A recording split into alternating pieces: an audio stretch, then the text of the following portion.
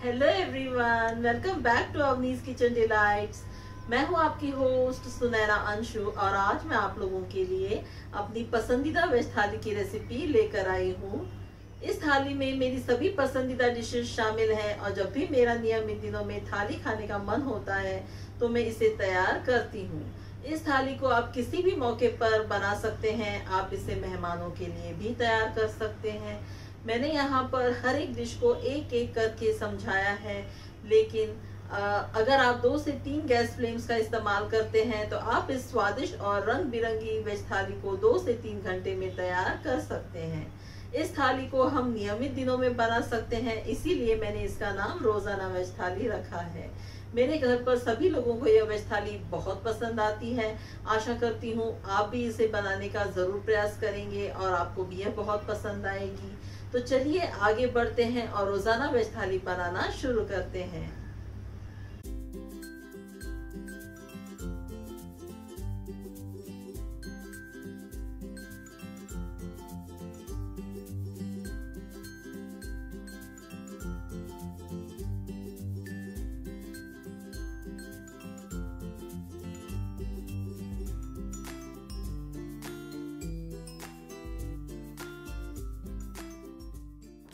Friends, सबसे पहले हम बनाएंगे चावल का खीर और उसके इंग्रेडिएंट्स मैंने यहाँ बताए हैं, आप इसे नोट कर लें। सबसे पहले 4 बड़े चम्मच कोलम चावल को पानी से धो लें और उस पानी को निकाल दें।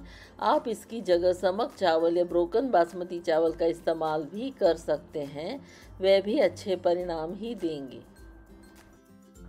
धुले हुए कोलम चावल को आधा गिलास पानी में 30 मिनट के लिए भिगो दें। 1.5 लीटर फुल फैट गाय के दूध को उबाल आने तक गर्म करें। उबाल आने के बाद गैस की आंच को धीमी कर दें। दूध को उबालने के लिए आप किसी भी भारी तले के बर्तन का उपयोग कर सकते हैं। अब उबले हुए दूध में भीगे हुए कोलम चावल डालें। हमने भिगोने के लिए इस्तेमाल किया हुआ पानी निकाल दिया है। अच्छी तरह से कलछी से चलाते हुए चावल को दूध में पकने दें। लगातार चलाते रहें ताकि दूध बर्तन के तले से न चिपके। साथ ही बर्तन के किनारों पर बनी दूध की मलाई की परत को कुरचकर इकट्ठा कर लें और इसे दूध के साथ मिला लें।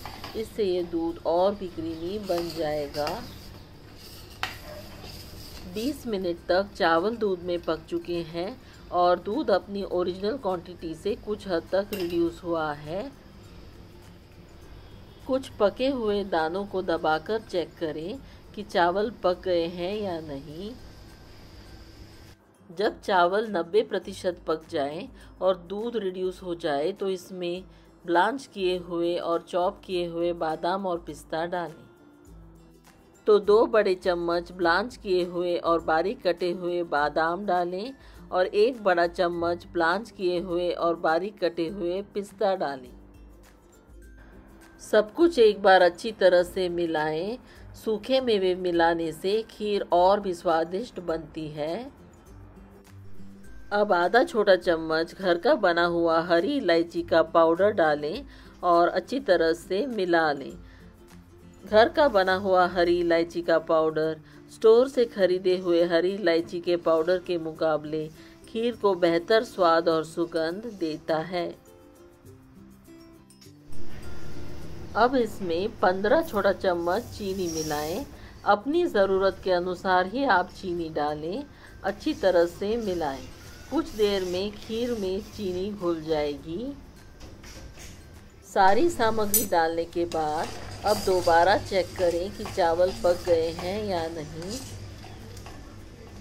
हम देख सकते हैं कि चावल पक चुके हैं और खीर में उबाल आ गया है, इसलिए गैस की आंच को बंद कर दें। फ्रेंड्स, देखिए कितनी मलाईदार और स्वादिष्ट चावल की खीर तैयार है। इसे एक सर्विंग बोल में निकाल लें। अब इसे ब्लांच किए और कटे हुए पिस्ता से सजाएं। आप अपनी पसंद के अनुसार इस खीर को गर्म या ठंडा परोस सकते हैं। यदि आपको ठंडी खीर पसंद है तो परोसने से पहले 1 घंटे के लिए रेफ्रिजरेटर में रख दें। चावल की खीर बन के तैयार है। इसे बनाने में मुझे कुल 1 घंटे का समय लगा है। अब हम बनाएंगे पत्ता गोभी की सूखी सब्जी यानी कि कैबेज ड्राई सब्जी। इसे बनाने के लिए जिन भी सामग्रियों की आवश्यकता होगी उसका लिस्ट मैंने यहाँ दिया है, आप इसे नोट कर लें। अब गैस स्टोव की धीमी आंच पर एक कढ़ाई में 4 बड़े चम्मच खाना पकाने का तेल गरम करें। गरम तेल में 3/4 छोटा चम्मच सरसों के दाने डालें और उन्हें चटकने दें। 1/4 छोटा चम्मच उड़द दाल डालें। जैसे ही उड़द दाल थोड़ा सा रंग में बदल जाए, तुरंत ही 8 से 10 बारीक कटे हुए करी पत्ते डालें।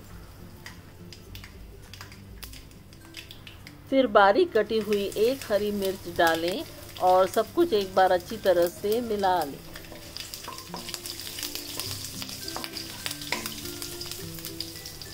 अब बारीक कटा हुआ एक बड़ा प्याज डालें और 2 मिनट के लिए अच्छी तरह से मिलाते हुए भून लें।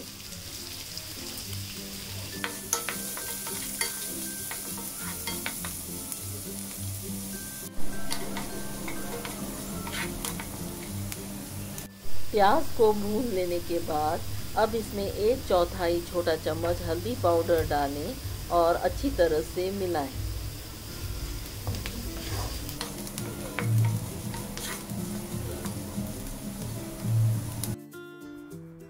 अब आधा छोटा चम्मच धनिया पाउडर और आधा छोटा चम्मच जीरा पाउडर डालें।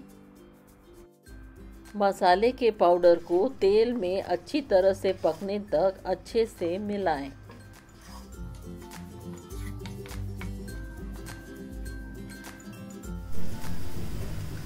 अब 300 ग्राम बारीक कटा हुआ पत्ता गोभी डालें और अच्छी तरह से मिलाएं जब तक कि सारा मसाला मिश्रण पत्ता गोभी को अच्छी तरह से कोट न कर दे।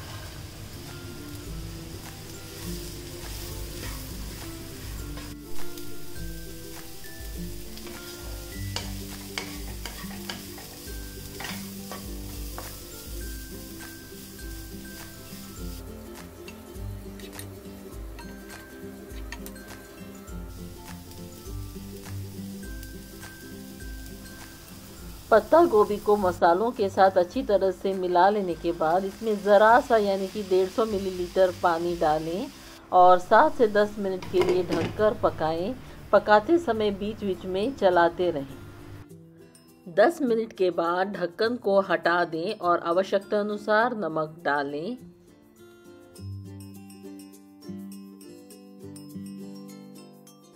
उसके बाद 1 छोटा चम्मच चीनी डालें और यह एकदम ऑप्शनल है। अगर आपको यह पसंद नहीं है तो आप इसे छोड़ सकते हैं। सब कुछ एक बार अच्छी तरह से मिला लें।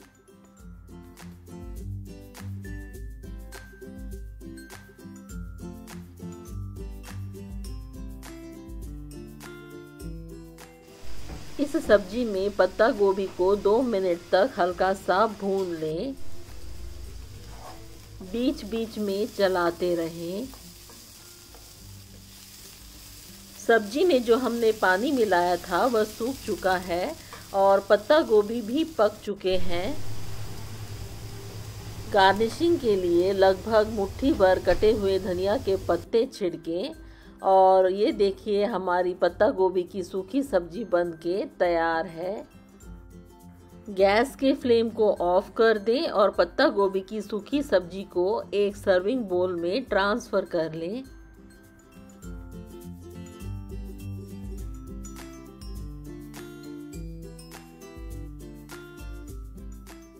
अब हम आलू मटर की ग्रेवी वाली सब्जी बनाएंगे। इसे बनाने के लिए जिन भी सामग्रियों की आवश्यकता होगी उसका लिस्ट मैंने यहाँ दिया है, आप इसे नोट कर लें। गैस स्टोव की धीमी आंच पर एक कढ़ाई में 4 बड़े चम्मच खाना पकाने का तेल गरम करें। 1 तेज पत्ता, 1 इंच आकार की दालचीनी, 2 बड़ी इलायची, 3 हरी इलायची और 3 लौंग डालें। 1 इंच आकार का अदरक बारीक काट कर डालें। 15 लहसुन की कलियां डालें। अब अदरक और लहसुन की कच्ची महक जाने तक इन सबको भून लें। दिखाए अनुसार कटे हुए 2 मध्यम आकार के प्याज डालें।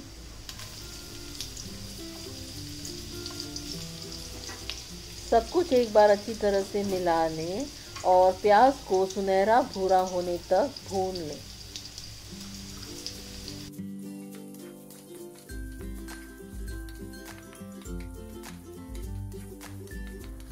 कुछ मिनटों बाद हम देख सकते हैं कि प्याज सुनहरे भूरे रंग के हो गए हैं। अब एक बड़ा टमाटर बारीक काट कर डालें और सब कुछ एक बार अच्छी तरह से मिलाएं। टमाटर को गलने दें, इसमें 4 से 5 मिनट का समय लगेगा। अब 2 हरी मिर्च बारीक काट कर डालें और सब कुछ एक बार अच्छी तरह से मिला लें।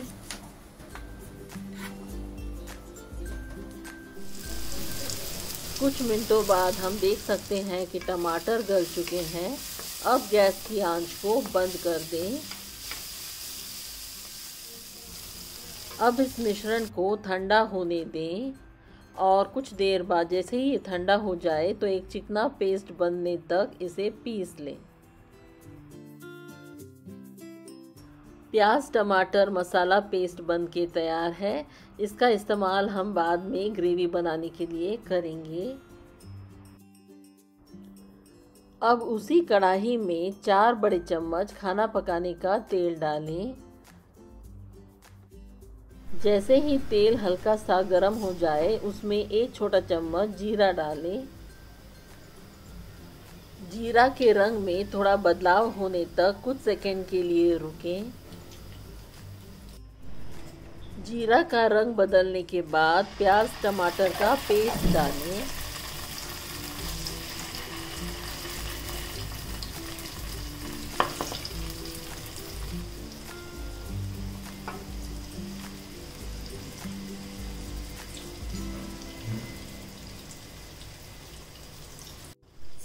ब्लेंडिंग जार को धो लें और मसाला का पानी भी इसमें डाल दें। सब कुछ एक बार अच्छी तरह से मिला लें।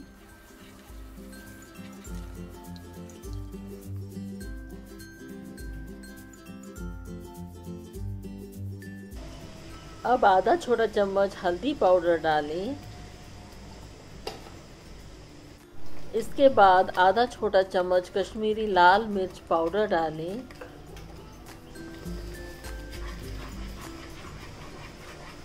अच्छे से मिला लें।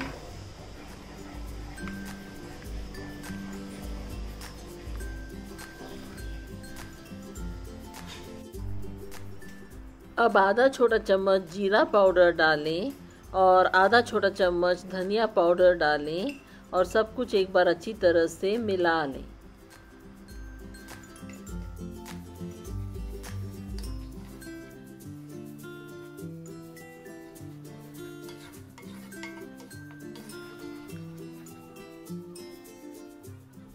अब इसे ढककर 5 मिनट तक अच्छे से पकाएं। 5 मिनट के बाद ढक्कन को खोल दें और इन सबको अच्छी तरह से मिला लें।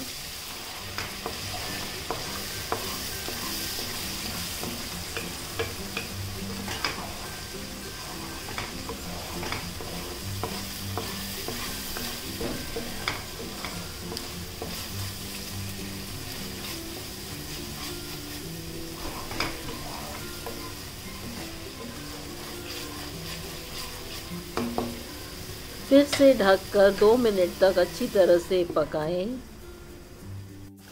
2 मिनट के बाद ढक्कन को खोल दें और सब कुछ एक बार अच्छी तरह से मिला लें। हम देख सकते हैं कि मसाले से तेल अलग हो गया है। इसका मतलब है कि मसाला अच्छे से पक गया है।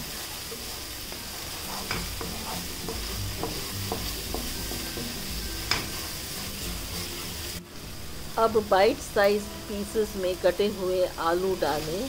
मैंने यहाँ पर 2 मध्यम आकार के आलू का इस्तेमाल किया है।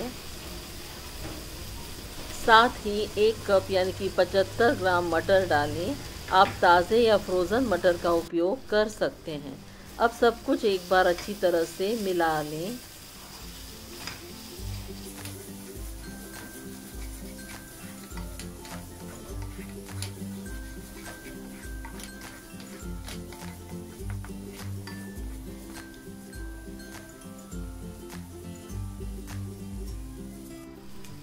अब 500 मिलीलीटर पानी डालें और इन सबको एक बार अच्छी तरह से मिला लें।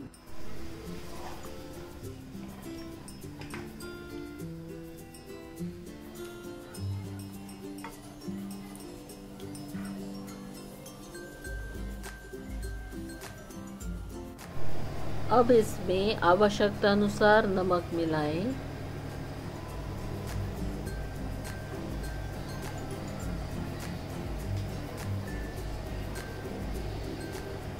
अब ढककर मध्यम आंच पर 8 से 12 मिनट के लिए इन सबको पका लें। ग्रेवी को जलने से बचाने के लिए बीच बीच में चलाते रहें। 8 से 12 मिनट के बाद ढक्कन को खोल दें। हम देख सकते हैं कि ग्रेवी से तेल अलग हो गया है। आलू और मटर भी अच्छे से पक गए हैं। अच्छी तरह से मिला लें। यहाँ मैंने चेक किया है कि आलू पक गए हैं।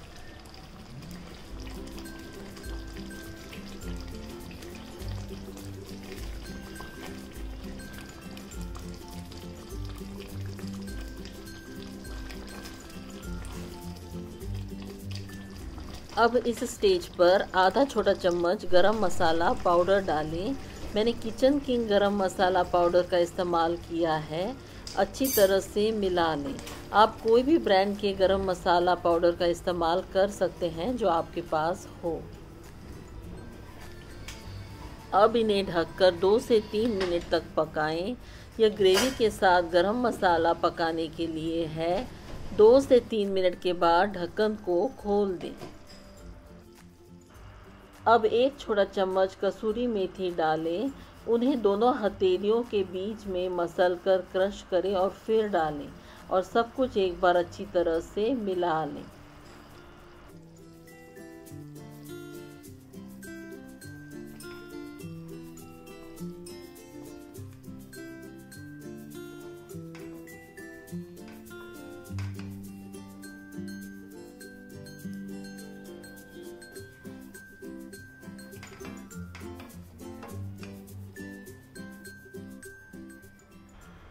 आलू मटर की सब्जी बनके तैयार है। अब हम इसकी गार्निशिंग करेंगे। उसके लिए मुट्ठी भर कटी हुई धनिया पत्ती डालें और सब कुछ एक बार अच्छी तरह से मिला लें। मुझे इस ग्रेवी वाली आलू मटर की सब्जी को तैयार करने में लगभग 1 घंटे का समय लगा है।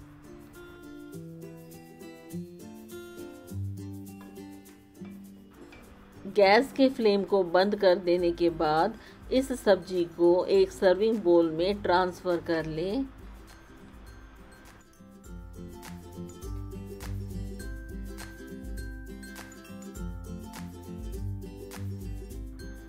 फ्रेंड्स, अब हम दाल फ्राई बनाएंगे।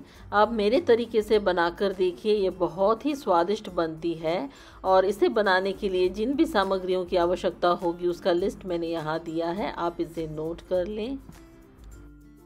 सबसे पहले 250 ग्राम अरहर की दाल को प्रेशर कुकर में डालें और बहते नल के पानी से अच्छी तरह से धो लें। उसके बाद दाल में 1 लीटर पानी डालें। हमने दाल और पानी को 1:4 के रेशो में लिया है, यानी एक ही कप से मेजर करते हुए 1 कप दाल के लिए मैंने 4 कप पानी डाला है। उसके बाद 3/4 छोटा चम्मच हल्दी पाउडर और स्वाद अनुसार नमक डालें। मैंने लगभग 1 छोटा चम्मच नमक डाला है। प्रेशर कुकर को ढक्कन से ढक दें और मध्यम से तेज आंच पर 6 से 7 सीटी आने तक पकाएं।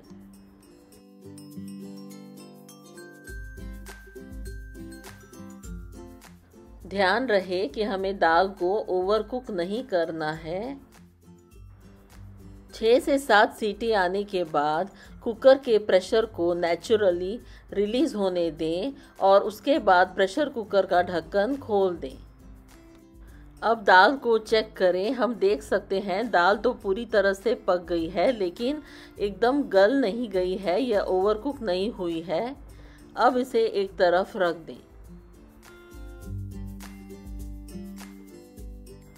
अब एक कढ़ाई में 6 बड़े चम्मच खाना पकाने का तेल या फिर पिघला हुआ घी गरम करें। मैंने यहाँ पर घी का इस्तेमाल नहीं किया है। घी डालने से दाल में बहुत अच्छा स्वाद आता है, लेकिन मैंने घी का इस्तेमाल नहीं किया है। तेल या घी के गर्म होने पर इसमें 3/4 छोटा चम्मच राई डालें और उन्हें चटकने दें। और जैसे ही राई चटकने लगे इसमें 1 छोटा चम्मच जीरा डालें। तुरंत 1 इंच के आकार के अदरक को बारीक काट कर डालें और लहसुन की 10 से 12 कलियों को भी बारीक काट कर डालें और इन सबको एक बार अच्छी तरह से मिला लें। अदरक और लहसुन की कच्ची महक जाने तक हमें इन्हें भूनना होगा। अब एक मध्यम आकार का प्याज बारीक काट कर डालें और इन्हें सुनहरा भूरा रंग का होने तक भूनें। सब कुछ एक बार अच्छी तरह से मिला लें।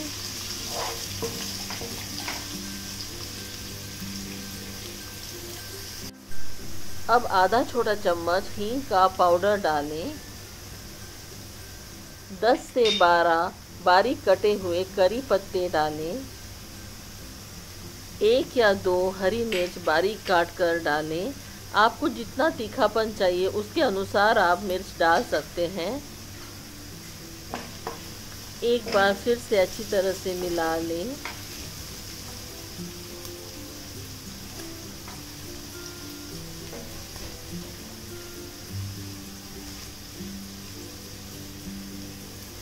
अब एक मध्यम आकार का टमाटर बारीक काट कर डालें और इन्हें तब तक भूनें जब तक ये गल न जाए।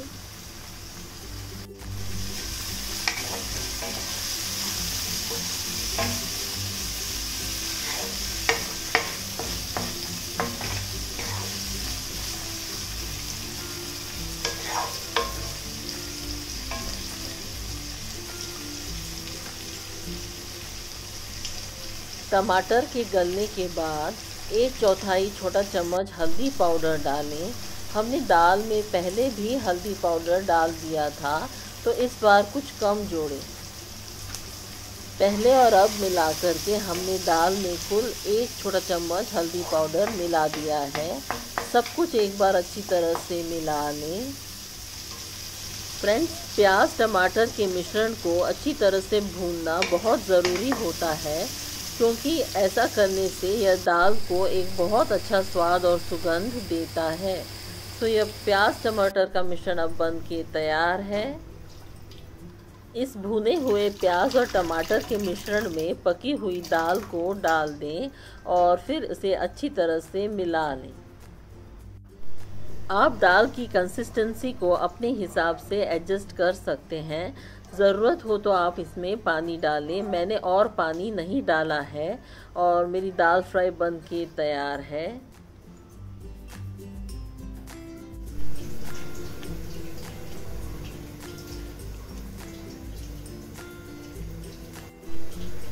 अब हम दाल को गार्निश करेंगे। उसके लिए 1 मुट्ठी कटी हुई धनिया पत्ती डालें। अच्छी तरह से मिलाएं और 2 मिनट तक इसे पकाएं। दाल में उबाल आ जाने के बाद गैस के फ्लेम को बंद कर दें। हमारी दाल फ्राई बन के तैयार है। अब इसे एक सर्विंग बोल में ट्रांसफ़र कर लें।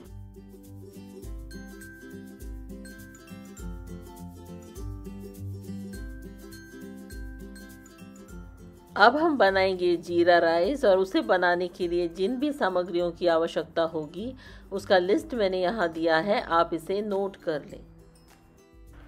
किसी भी बासमती चावल के 2 कप यानी 400 ग्राम को एक बोल में लें और इसे नल के बहते पानी में अच्छी तरह से धो लें। इसे 15 मिनट के लिए पानी में भिगो दें और फिर 15 मिनट के बाद उस पानी को ड्रेन कर दें। अब गैस के धीमे आंच पर एक प्रेशर कुकर रखें। इसमें 4 बड़े चम्मच पिघला हुआ घी डालें। मैंने यहाँ पर 5 लीटर के कैपेसिटी वाले प्रेशर कुकर का इस्तेमाल किया है। घी के हल्का गर्म होते ही इसमें 2 से 3 तेज पत्ते डालें, 2 छोटे टुकड़े दालचीनी, 2 बड़ी इलायची,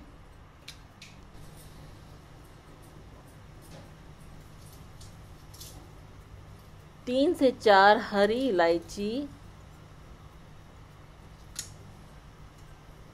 और 6 लौंग डालें। 1/4 छोटा चम्मच काली मिर्च डालें। 1 जावित्री का टुकड़ा डालें।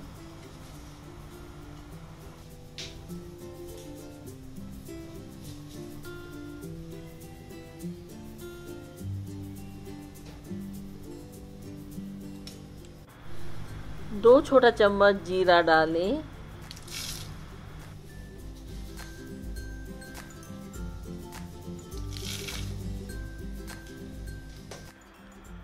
हमने हल्के गरम घी में आवश्यक साबुत मसाले डाल दिए हैं। अब इन्हें अच्छी तरह से मिला लें।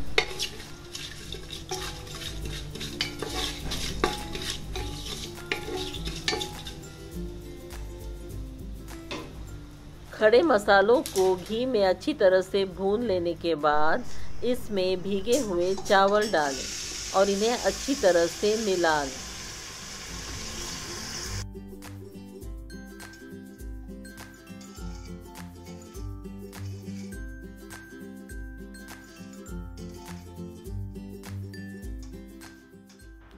अब हम पानी मिलाएंगे। जिस कप से हमने 2 कप चावल लिया था उसी कप से 4 कप पानी लेंगे। ये बनता है 1 लीटर। मैंने 1:2 रेशो में चावल और पानी लिया है और इस पानी को हम प्रेशर कुकर में ऐड कर देंगे। अब ज़रूरत के अनुसार नमक डालें। मैंने यहाँ पर 1 छोटा चम्मच नमक डाला है और सब कुछ एक बार अच्छी तरह से मिला लें।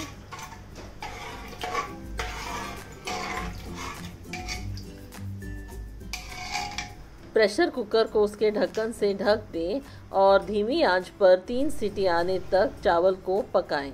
मैं आम तौर पर तेज आंच पर 7 सीटी आने तक पकाती हूँ, लेकिन मैं कुछ आज अलग कर रही हूँ। प्रेशर कुकर में 3 सीटी आने के बाद गैस के फ्लेम को ऑफ कर दें। कुकर के प्रेशर को नेचुरली रिलीज होने दें। उसके बाद प्रेशर कुकर के ढक्कन को खोल दें। अब चावल के पके हुए दानों को बिना तोड़े धीरे से कलछी के सहारे अच्छी तरह से मिलाएं।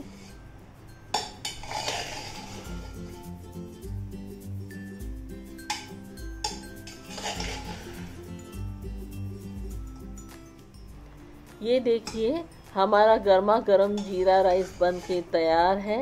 इसे एक सर्विंग बोल में निकाल लें।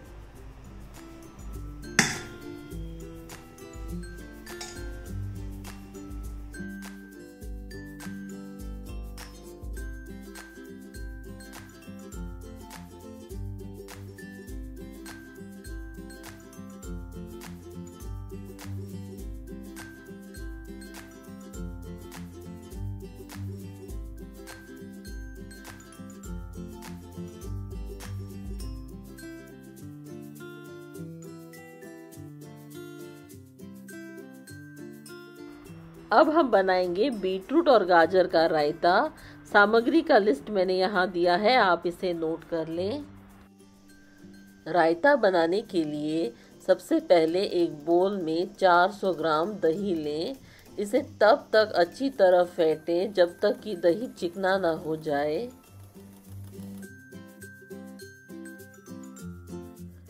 अब इस फेंटे हुए दही में 3 बड़े चम्मच कद्दूकस किया हुआ चुकंदर या बीटरूट डालें।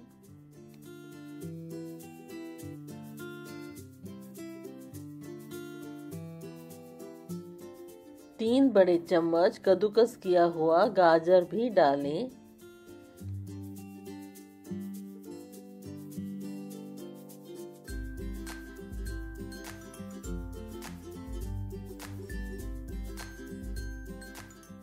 इन सबको एक बार अच्छी तरह से मिला लें।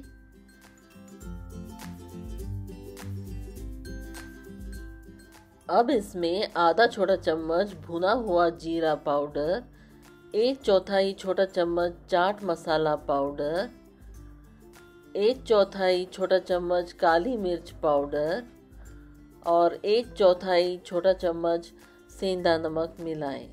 नमक आप अपने स्वाद के अनुसार मिला सकते हैं। अब इन सबको एक बार अच्छी तरह से मिला लें।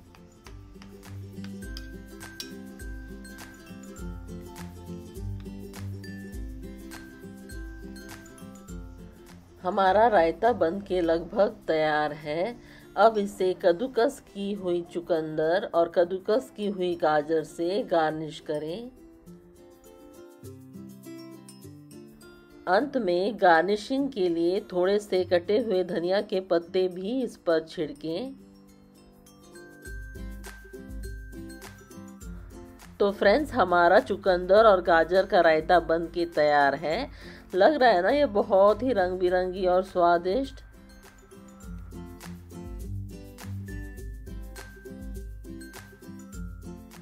फ्रेंड्स, अब हम फुल्का बनाएंगे। फुल्का तैयार करने के लिए हम सबसे पहले एक गहरी प्लेट में 250 ग्राम गेहूं का आटा लेंगे। हम आवश्यकता अनुसार नमक और पानी डालेंगे। तो सूखे आटे में आधा छोटा चम्मच नमक डालें और इसे एक बार अच्छी तरह से मिलाएं।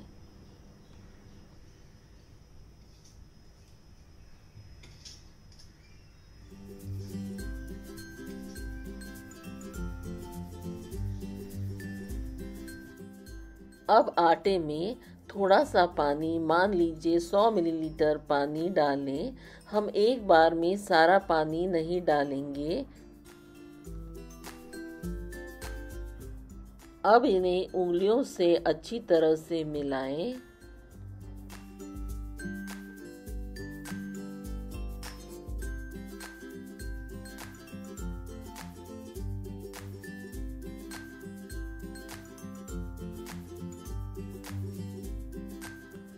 फिर से थोड़ा सा पानी डालें, मान लें कि 50 मिलीलीटर, और अच्छी तरह से मिलाएं।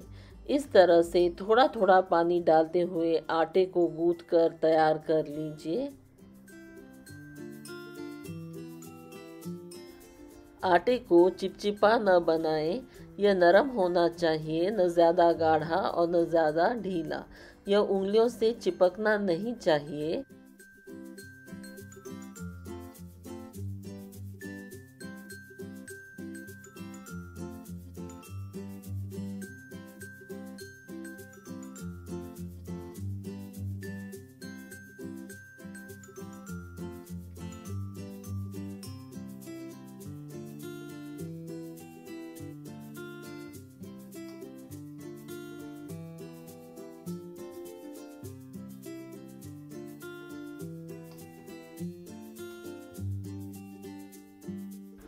ज़रूरत हो तो गूंथते समय थोड़ा सा गेहूं का आटा छिड़कें।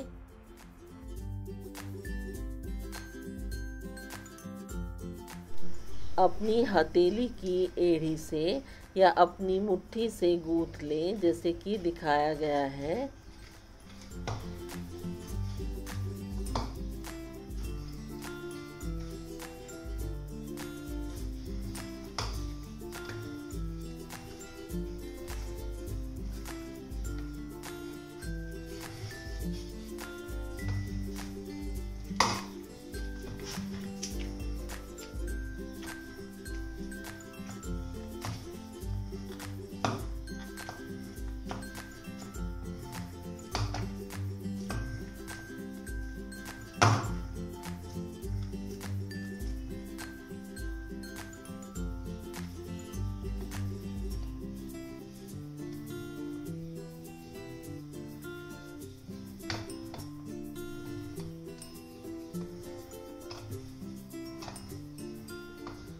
हमने आटे को अच्छे से गूँथ लिया है और अब हम इसे सेट होने के लिए थोड़ी देर के लिए कवर करके रख देंगे। लगभग 15 मिनट के लिए रख देंगे।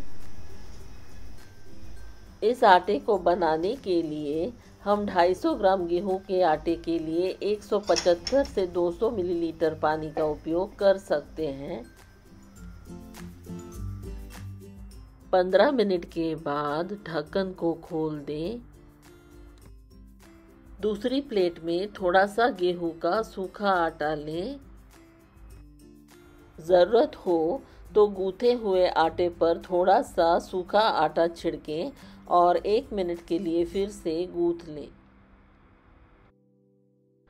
यहाँ पर मैं एक पॉइंट ऐड करना चाहूँगी कि गेहूं के आटे को गूँथने के लिए कितना पानी लगता है, यह गेहूं के आटे के ब्रांड पर डिपेंड करता है।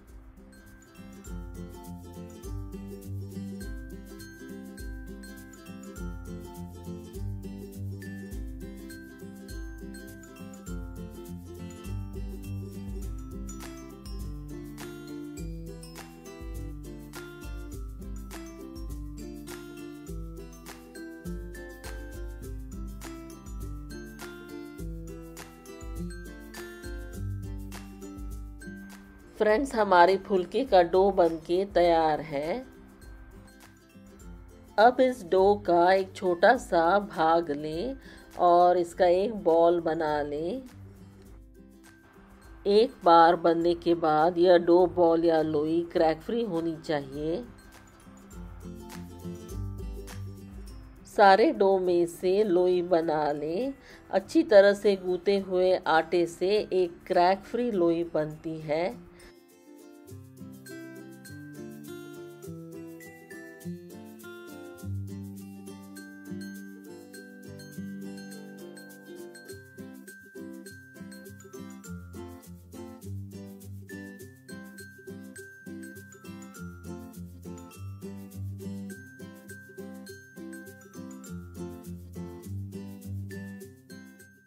मैंने यहाँ इस डो में से 8 लोई बनाए हैं। अब एक लोई लें और इस पर थोड़ा सा सूखा आटा लगाएं और लोई को गोल चपाती में बेलना शुरू कर दें। चपाती को बेलते समय बेलन से हल्के हाथों से दबाएं।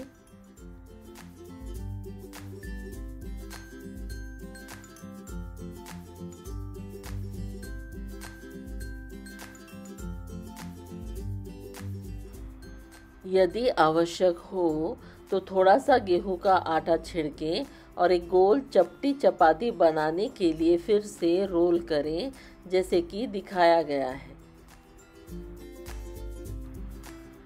चपाती बेलने के बाद इसकी एक समान थिकनेस होनी चाहिए।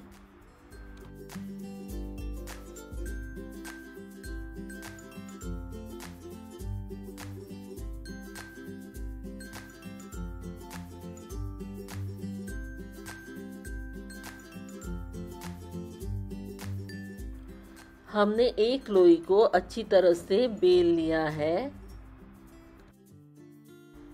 अब हम इस चपाती को तवे पर पकाएंगे। बेले हुए चपाती को अच्छे से गरम तवे पर पकाने के लिए रखें। सबसे पहले गैस की आंच को मध्यम ही रखें।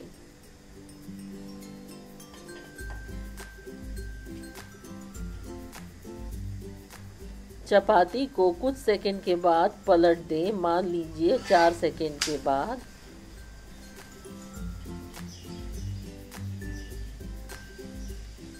कुछ और सेकंड के बाद एक और बार फिर से पलटें। इस तरह से 1 से 2 बार पलटकर फिर से पकाएं। हम चपाती के दोनों ओर कुछ भूरे रंग के धब्बे देख सकते हैं। गैस की आंच को तेज कर दें और अब चपाती को दिखाए गए तरीके से सीधे गैस पर रख दें। दिखाए गए अनुसार चपाती फूल जाएगी। यदि आवश्यक हो तो इसे तब तक पलटें जब तक कि यह फूल न जाए। इस फूली हुई चपाती को हम फुलका कहते हैं। फूले हुए फुलके को प्लेट में निकाल लें। हम इस तरीके से सारे फुलके तैयार कर लेंगे। फ्रेंड्स, हमारे सारे डिशेस बन के तैयार हैं, तो अब हम परोसेंगे और थाली को सजाएंगे।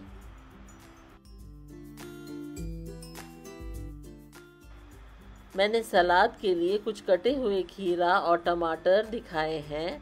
अचार स्टोर से ख़रीदा हुआ है। पापड़ को मैंने स्टोर से ख़रीदा है और इसे घर पर तेल में तला है।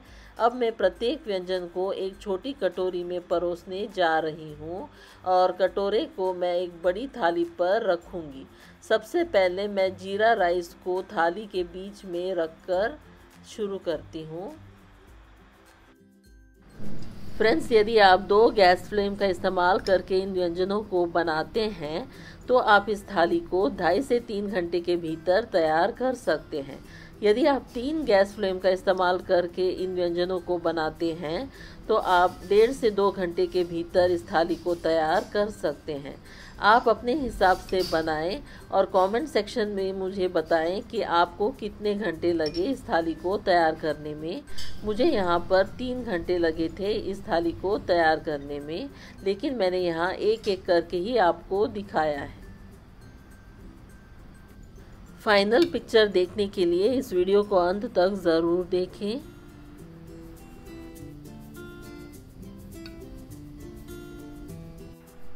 मैंने जब ये थाली तैयार की थी तो मेरे घर पर सभी लोगों को यह बहुत पसंद आई थी। आप भी अपने अनुभव मेरे साथ कमेंट सेक्शन में शेयर करें और मुझे बताएं कि आपको यह थाली कैसी लगी। फ्रेंड्स, ये थाली तो एकदम साधारण सी है, इसमें ऐसी कोई बहुत ही कॉम्प्लिकेटेड डिशेस तो नहीं है। फिर भी मैंने इसे बड़ी मेहनत से बनाया है, इसलिए मैंने यहाँ पर किसी भी क्लिप को बहुत ज़्यादा फास्ट फॉरवर्ड नहीं किया है ताकि आप हर एक व्यंजन को अच्छे से देख सको। तो इस वीडियो को अंत तक ज़रूर देखें और फाइनल पिक्चर देखकर मुझे बताएं आपको यह कैसी लगी।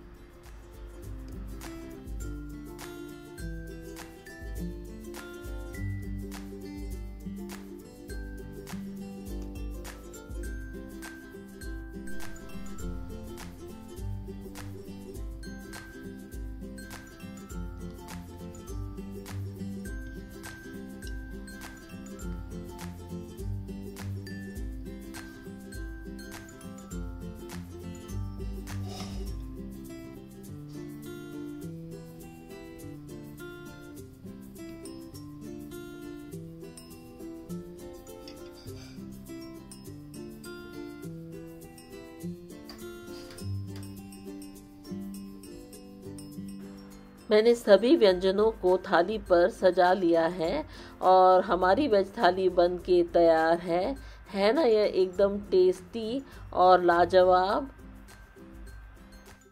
फ्रेंड्स, अगर आपको यह वीडियो अच्छी लगे तो आप इसे लाइक करें और ज़्यादा से ज़्यादा शेयर करें।